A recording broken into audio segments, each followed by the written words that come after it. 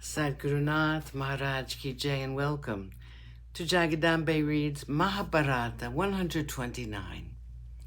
As you may remember,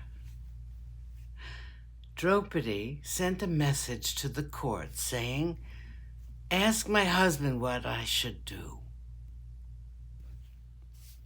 I will obey him and no one else." The servant went back to the court and gave the message to Yudhishthira. Poor Yudhishthira bent down his head and said, "Tell her that I want her to come here and ask the elders if the action of her husband was right or wrong." The frightened servant would not go again to the presence of Draupadi. He was afraid of her wrath. Duryodhana looked at him and then at his brother Dushasana. He said, "Dushasana, this servant seems to be afraid. You must now go to her apartments and bring her to the court.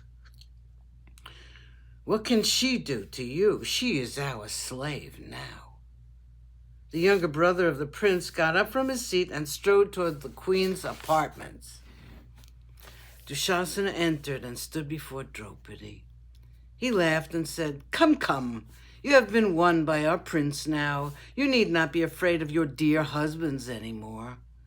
You can come without hesitation to Duryodhana. It is but right that you should turn your lotus eyes to the Kuru monarch." She leaped from her seat as though she had been stung. Dushasana was enjoying himself. He laughed loudly and said, "Do not look so modest. We are, after all, the cousins of your husbands." She looked at him with eyes wild with horror and hurried towards the apartments of Gandhari. Dushasana strode with angry steps toward her. He overtook her and grabbed her long black hair. It was a terrible thing to do. Her hair had been purified by the sacred waters of the Rajasuya. He caught her by the hair, not knowing that he was touching a serpent, which would surely kill him. He dragged her towards the court. She looked like a tree shaken by the gale. All her appeals fell on deaf ears. Dushasana said, "You are our slave. You are the slave of Duryodhana who has won you. You have been won by him in a game of dice. Your husband Yudhishthira used you as the wager and lost you. He wants you in the court. He wants you to ask this subtle question to the elders of the court. As for our king, he has commanded me to bring you to the court. I will drag you there if you refuse to come willingly." With her long hair dragged by Dushasana, with her dress all wet with her tears and all awry because of the rough handling of Dushasana, Draupadi entered the Sabha. Chapter 13. Draupadi poses a question. Draupadi had no more tears to shed. Her eyes were now full of anger.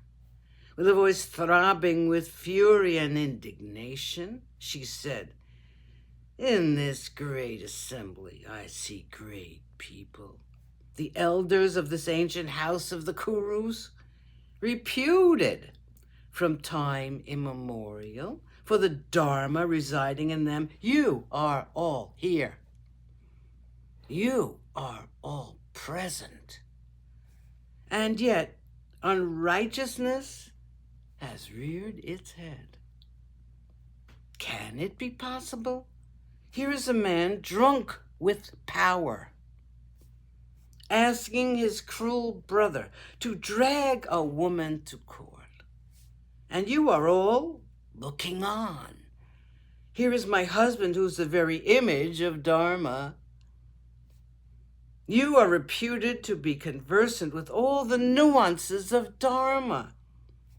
Righteousness has indeed fled from this court where this atrocity is allowed." Sadgurunath Maharaj Ki Jai. Thank you for coming. I hope you come again.